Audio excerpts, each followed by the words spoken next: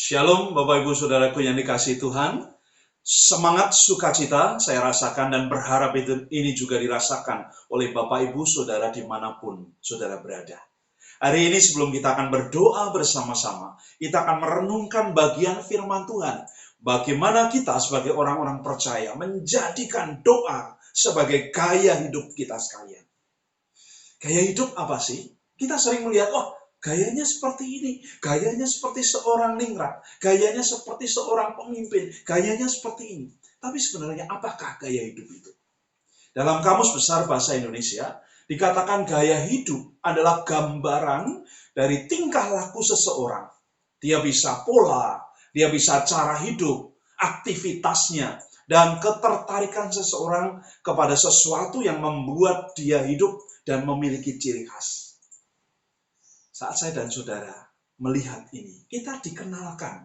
Ada beberapa istilah, yaitu ada gaya hidup fungsionalis. Orang yang hanya memperhatikan fungsi-fungsi.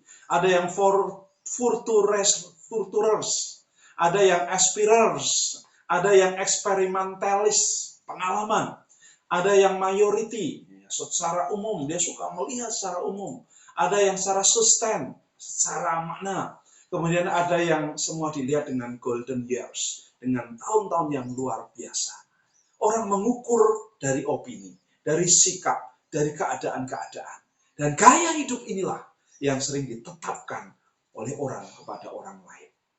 Ada satu gaya hidup yang diberikan Yesus sebagai seorang guru buat kita, buat saudara dan saya. Mari kita akan simak Lukas pasal 11 ayat yang pertama. Hal berdoa. Pada suatu kali, Yesus sedang berdoa di salah satu tempat. Ketika ia berhenti berdoa, berkatalah seorang dari murid-muridnya kepadanya, "Tuhan, ajarlah kami berdoa sama seperti yang diajarkan Yohanes kepada murid-muridnya." Saudaraku, ayat ini merupakan satu proses, satu cerita ketika Yesus sedang berdoa. Lalu dia beristirahat dan muridnya sedang bertanya kepada Yesus supaya mereka punya ciri khas tentang berdoa. Mereka melihat murid-murid Yohanes, mereka punya ciri khas. Dan murid-murid Yesus itu berharap mereka pun punya ciri khas yang akhirnya menjadi gaya hidup. Pertanyaannya adalah mengapa harus menjadikan doa sebagai gaya hidup kita? Ayat ini mengatakan begini, supaya hati kita, pikiran kita tenang. Kalau orang bisa berdoa dengan tenang, maka segala sesuatu nyaman dia sampaikan kepada Allah. Mengapa doa menjadi gaya hidup? Karena dia menjadi saluran berkat Tuhan kepada kita. Doa sebagai gaya hidup juga akan menguatkan iman saya dan saudara. Menguatkan iman kita. Doa membuat kita bisa terhindar dari cobaan-cobaan, dari tantangan, dari godaan. Dan doa itu memandang Allah sebagai sebuah pribadi yang berdaulat. Dan gaya hidup seorang pendoa ini akan menghormati Allah dengan benar, dengan tepat, dengan luar biasa. Dalam nas kita, bagaimana dijelaskan kepada kita? Gaya hidup seorang pendoa. Ada 3 tanda yang diberikan di sana oleh Tuhan Yesus sebagai seorang pendoa, seorang guru. Yang pertama adalah peka secara rohani. Apa sebenarnya peka itu? Peka adalah kemampuan untuk memahami pimpinan Roh Kudus. Kemampuan untuk memahami kehendak Tuhan. Kemampuan untuk merespon kasih dari Allah. Dan kesadaran sesuatu yang dia hadapi secara terbuka. Nah, bagaimana caranya kita bisa memiliki kepekaan rohani? Ayat tadi mengatakan, milikilah hati yang terbuka di hadapan Allah. Hati itu punya 2 pintu.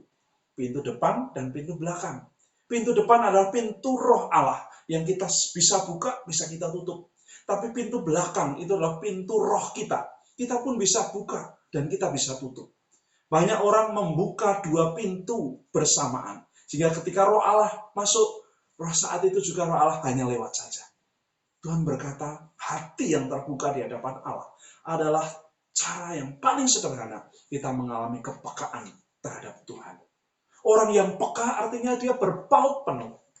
Dia mengandalkan Tuhan dalam segalanya. Kemudian menjadikan firman Allah, menjadikan kitab suci sebagai pedoman hidupnya. Kenapa kitab suci?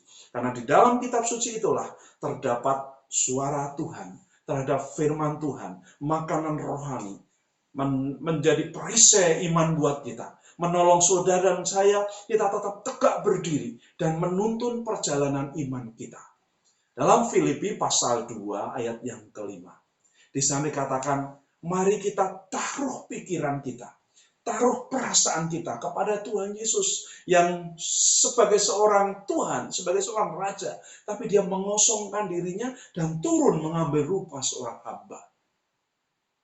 Ditegaskan oleh Paulus dalam Kolose pasal 3 ayat 1 dan ayat yang kedua. Kita sudah dibangkitkan oleh Tuhan Yesus. Karena itu pikirkanlah perkara-perkara yang di atas, perkara-perkara yang berkaitan dengan kemenangan. Jangan hanya perkara-perkara yang sudah lalu, perkara-perkara kematian, masa lalu yang membuat kita jadi orang yang tidak bisa mati. Pikirkan Tuhan Yesus, pikirkan surga, pikirkan masa depan. Itu gaya hidup. Tanda yang pertama adalah peka secara rohani.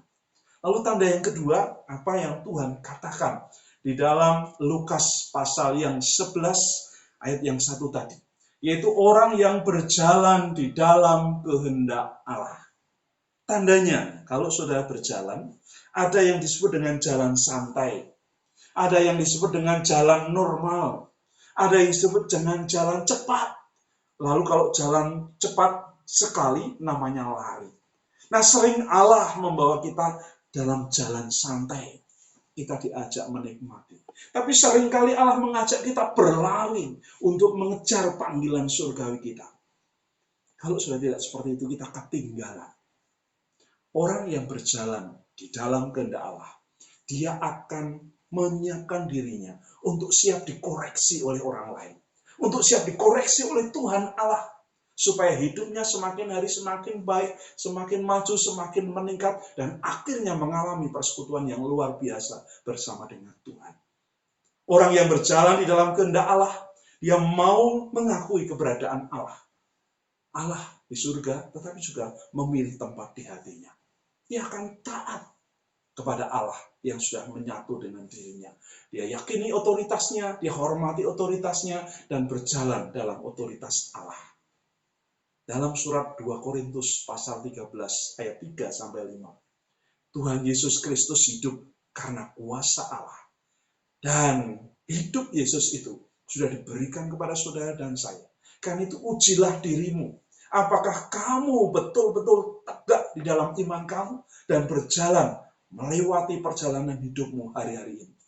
Kalau kamu mulai goyah, mulai goncang, berdiri teguh. Minta Tuhan pegang. Minta Tuhan gandeng, minta Tuhan angkat kita. Dan dia tempatkan orang-orang untuk mendampingi saudara dan saya. Dalam perjanjian lama dikatakan Zakaria pasal 4 ayat yang ke-6.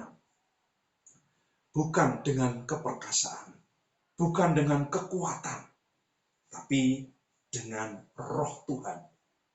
Itu yang dikatakan dalam Zakaria. Dia mengalami orang yang berjalan di dalam kasih anugerah Tuhan, kehendak Allah. Itu bukan karena kekuatan pribadi, bukan karena kekuatan manusia, tetapi karena roh Allah yang turun kepada kita dan menyertai kita. Itulah ciri khas, tanda orang yang menjadikan doa sebagai gaya hidup. Lalu yang ketiga, tanda orang yang menjadikan doa sebagai gaya hidup, yaitu percaya sepenuhnya kepada Tuhan Allah. Tidak separuh-paruh, tidak sepilah-pilah, tapi sepenuhnya dia serahkan. Apa maknanya percaya sepenuhnya? Kata yang dipakai adalah pistis atau pisteo, yang berarti pasrah sepenuhnya, berserah secara utuh kepada Tuhan dan rencananya. Berserah secara utuh kepada karya Tuhan yang dikerjakan buat kita. Tapi bukan hanya berserah, tapi dia terus belajar. Dalam iman yang teguh, dan dalam kuasa yang luar biasa, dalam kesehatian, kesepikiran dengan Allah. Dan terus dia fokus pikirannya kepada Tuhan Allah. 2 Korintus pasal 5 ayat 7. Mari kita bersama-sama bangun hidup kita oleh rasa percaya. Bukan karena melihat, tapi percaya dengan hati. Saya katakan, we walk by faith, not by sight. Yesaya 43 ayat 1. Allah menebus, Allah memanggil, dan Allah menetapkan saudara sebagai umat kepunyaannya. Maka dia mempercayakan, mempercayai, dan memberikan otoritas percaya kepada saudara dan saya. Dalam doa-doa kita, dalam doa-doa Bapak, Ibu, Saudara semuanya, jadikan Yesus sebagai fokus. Lalu kita nikmati bersama-sama suasana bersama dengan Dia. Kita bergerak bersama dengan Tuhan, berjalan dalam kehendak-Nya, dan percaya penuh kepada Tuhan. Amin. Kiranya boleh jadi berkat buat saudara, maju terus, semangat terus di dalam doa, hidup, dan pekerjaan pelayanan. Kita berdoa sama-sama. Bapak Surgawi, kami bersyukur kalau hari ini Engkau sudah mengerjakan perkara yang besar buat kami. Tuhan, terus kami serahkan hati kami, pikiran kami, tubuh jiwa roh kami ke dalam tangan kuasa-Mu. Engkau yang beracara, Engkau yang berikan kepercayaan buat kami bergerak. Sehingga kalau ada godaan, tantangan, hambatan, kami punya Allah yang mengcover kami, yang melindungi kami untuk masuk dalam rencana Tuhan yang terbaik. Terima kasih Bapak, di dalam nama Tuhan Yesus Kristus. Kami mau serahkan doa kami ini. Haleluya. Amin.